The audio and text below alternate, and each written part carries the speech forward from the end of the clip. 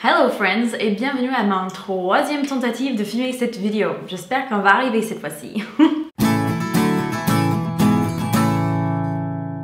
Il y a un écho actuellement parce que normalement comme je fais, comme on n'a pas beaucoup de meubles, c'est que je triche et je mets le linge derrière l'appareil photo pendant que je filme.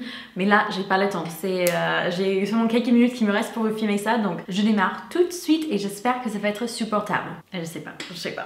Aujourd'hui, je vais vous raconter les 10 choses qui ne me manquent pas du tout des États-Unis. Je vous avais déjà dit les 10 premières choses que je préfère en France. Je vous avais dit aussi les 10 choses qui me manquent aux États-Unis. Je vous mettrai le lien pour ces deux vidéos dans la barre d'infos. Et maintenant, je vais vous faire les 10 choses qui me manquent absolument pas. En fait, même moi, je ne supporte pas cet écho. Je vais essayer de voir si je peux pas entrer le linge pour que ça bloque un peu. Parce que là, c'est... Sorry, guys. Je sais pas si ça va aider ou si on a fait que bloquer un peu de lumière, mais je vais démarrer quand même parce que là, comme toujours, petit disclaimer pour ce genre de vidéo, vous avez tout à fait le droit de ne pas être d'accord avec moi, c'est chouette même, n'hésitez pas d'en parler dans les commentaires, etc. C'est juste les choses que moi je préfère pas. On a tous des préférences différentes, je ne dis pas que ma façon de voir les choses ou d'aimer les choses est meilleure qu'une autre personne. Prenez cette vidéo un peu comme les vidéos favoris que vous voyez sur les différentes chaînes. J'ai des différents favoris que vous, j'ai des différents tops, des différents flops et c'est normal. Number one, c'est le fromage dans les petites tubes aérosols, les petites tubes spray là, Cheez Whiz. Ugh, I hate it. Oh, j'aime vraiment pas ça. J'ai parfois des Français qui me demandent mais comment vous faites pour manger du fromage comme ça? Mais moi je fais pas, hein. Ça a un petit goût de plastique souvent en plus. Beaucoup des Américaines adorent le mettre sur les petites biscuits salés qui s'appellent les crackers, etc. Et moi, non, pas du tout, merci. Numéro 2 est hyper controversé, mais c'est le système politique là où on a que deux partis principales et tous les autres partis, ils ont aucune chance quoi. C'est ce qui fait qu'actuellement mon pays est hyper divisé. Là c'est vraiment max, c'est pas. J'ai parlé avec une copine il y a pas très longtemps et elle m'a demandé si la présidente en France s'il est plus comme les démocrates ou les républicains, parce que pour elle c'est tellement binaire en fait, c'est tellement divisé en deux, il y a que les démocrates et que des républicains. Elle a compris à la fin, mais au début c'était un choc d'apprendre que dans d'autres pays, d'autres cultures, ils ont tout un autre système de pensée autour des partis politiques et que c'était pas divisé en démocrates républicains en fait, c'était quelque chose de mais bon, ok. J'ai essayé récemment d'expliquer aussi à une membre de ma famille qui est un peu plus âgée que c'est possible d'aimer un peu des choses qui sont chez les républicains, aimer un petit peu les choses qui sont chez les démocrates, détester d'autres choses, ne pas être d'accord. C'est pas soit vous êtes démocrate, soit vous êtes républicain, vous voyez. Mais l'idée est tellement engrainée dans les têtes des peuples, ça arrive très souvent que les gens, ils ont plus du tout de bon sens en fait. Quand on parle des politiques, ils disent bah je suis d'accord avec les démocrates sur ces 10 points là. Donc tout ce qu'ils disent les démocrates, je suis d'accord avec après. Si les républicains le disent, c'est que Dieu le veut et puis il faut aller avec quoi. Ça devient un peu dangereux, vous pouvez imaginer, ça devient un peu catastrophique et c'est très diviseur. Numéro 3, c'est le stress au niveau de timing. Ça c'est quelque chose où je l'ai toujours. Il y a souvent des trucs où si on me dit qu'il faut faire quelque chose par le 3 décembre, je veux que ça soit fait à 100%. Le 3 décembre, sans discuter. Si on arrive au 3 décembre et j'ai pas encore accompli le truc, je suis en mode panique mais totale. Surtout si c'est un truc pour les papiers, pour le gouvernement, etc. Et à chaque fois, je suis là genre et puis je me rends compte que en fait les personnes derrière, oui c'est la date mais bon souvent il y a une petite période de grâce derrière aussi, un peu se calmer, un peu respirer un peu, c'est pas très grave. Si quelqu'un nous invite d'être chez eux à 19h, on n'a pas besoin d'être là à 19h pile. En plus, souvent, ils préfèrent si on est quelques minutes en retard, etc. Et c'est quelque chose où c'est vrai que c'est beaucoup moins stressant. Il y a beaucoup moins d'angoisse autour de ça. Mais même après tout ce temps que j'ai passé en France, j'ai pas encore l'habitude. Mais quand j'y réfléchis, quand je me dis non mais en fait, on est en France, ils vont peut-être nous donner cette petite période de grâce. Ça aide à calmer et je pense que c'est plus saine aussi comme mentalité plutôt que d'être...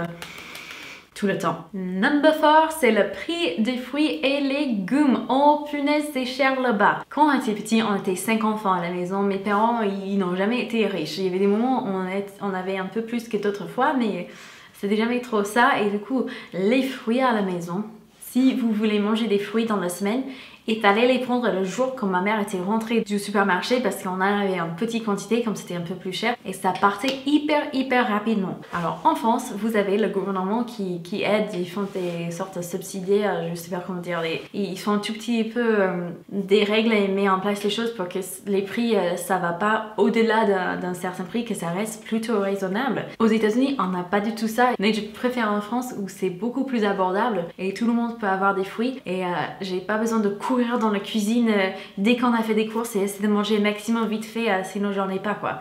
Ici, j'en ai toujours des fruits dans la cuisine tant qu'on a fait les courses un tout petit peu et c'est abordable, donc même si j'en ai pas, je peux aller en acheter rapidement. Numéro 5, c'est le système de santé. Je pense aucun pays a un système parfait au niveau de santé, mais aux États-Unis, surtout en ce moment, je pense peu importe sur quel côté vous êtes au niveau des politiques républicaines, démocrates, tout le monde est d'accord que c'est le grand bazar. Par contre, il y a un truc que j'ai vu sur Twitter l'autre jour qui est complètement faux. Les gens disaient que aux États-Unis, vous n'avez pas la sécurité sociale. Si on l'a, mais c'est pas, ça fonctionne pas tout à fait pareil. Et aussi, ils disaient si vous êtes pauvre, vous êtes tant pis pour vous quoi. Non, c'est pas tout à fait ça. Souvent, en fait, si vous êtes très pauvre, justement, les choses sont payées pour vous au niveau de santé, etc. On a aussi le système de welfare. Avant de critiquer qu'il manque de sécurité sociale, il faut quand même connaître que ça existe.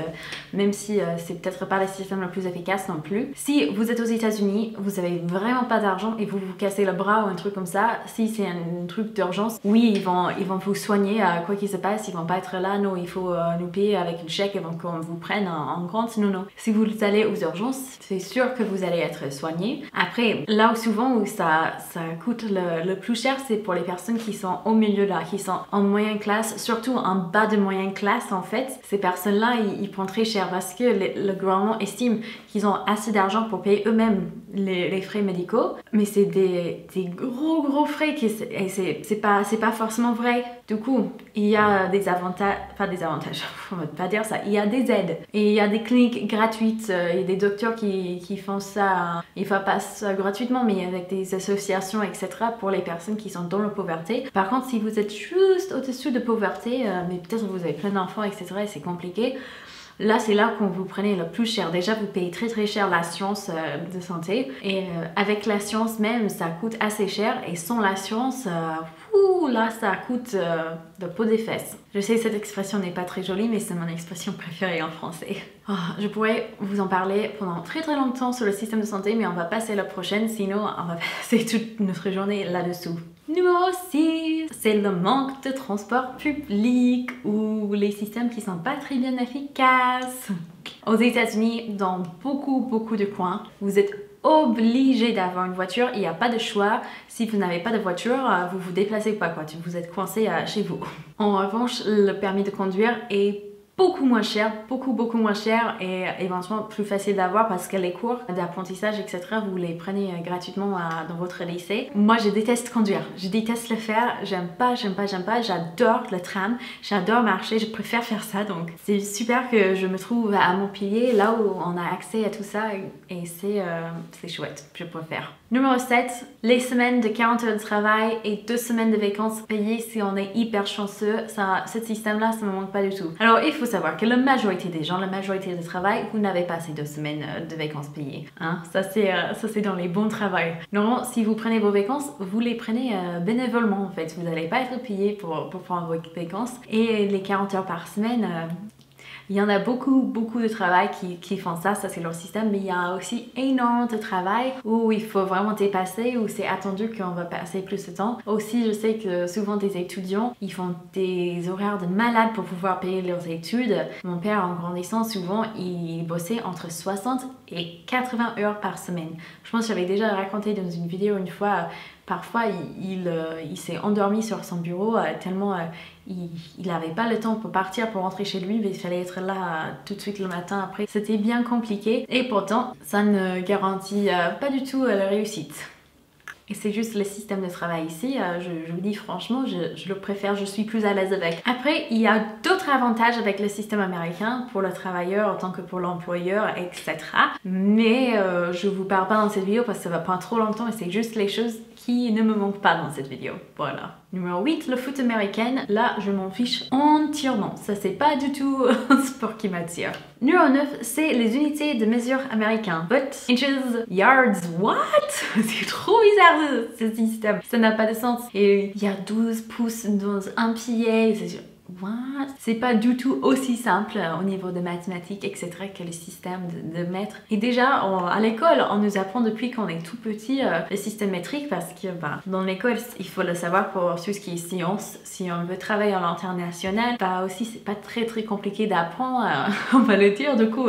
Et je me souviens, j'avais des profs en grandissant qui me disaient, aussi, on vous apprend parce que comme ça, si jamais on décide qu'on va faire le changement, si on va tourner et prendre plutôt ça comme système, tous les adultes auront déjà appris tout ça à l'école, du coup ça serait beaucoup moins difficile à faire l'échange, mais j'attends là, pour le moment personne ne change, ça reste exactement pareil. Numéro 10, c'est les lois sur les armes. Alors il y a toujours cette question, on a le droit des armes ou pas, par rapport au deuxième amendment dans la constitution et tout ça. Mais il y a tellement moins de fusillades dans tous les pays où il y a plus de lois de bon sens contre la violence des armes. On va les dire comme ça. Parce que souvent si vous dites le contrôle des armes aux États-Unis, tout le monde dit ah le gouvernement il va venir chez moi enlever toutes mes armes que j'ai payé beaucoup d'argent pour, que j'ai le droit d'avoir. Et vous voyez un peu la mentalité. Et c'est pas vraiment ça, c'est juste qu'il y a des lois de bon sens qui pourraient être mis en place pour que ça soit mieux réglé, plus facilement réglé et que ça soit un peu plus égal dans tous les états en fait au niveau des lois, etc. Mais c'est hyper compliqué. Les gens ils ont pas envie de changer et surtout les grandes associations des armes aux États-Unis, ils ont un grand pouvoir au niveau de congrès, etc. Ils font des petites dons d'argent par-ci par-là pour qu'ils puissent continuer à grandir leur business. Bref. Je préfère les lois en France. Surtout moi j'ai jamais eu envie de chasser, j'ai pas du tout envie d'avoir juste les armes qui seraient chez moi comme collection, j'aime pas collecter les choses en fait. Donc voilà, mon point de vue, si vous n'êtes pas d'accord, je vous comprends aussi, il n'y a pas de souci, c'est juste comme moi j'aime les choses, comme j'aime vivre, etc. N'oubliez surtout pas à vous abonner aussi, n'hésitez pas à regarder sur Instagram pour voir les concours qui arrivent bientôt, Twitter, Snapchat, tout ça. Il y aura des petits concours par-ci par-là. Je vous aime très fort et j'ai hâte de vous voir dans la prochaine vidéo. Ciao!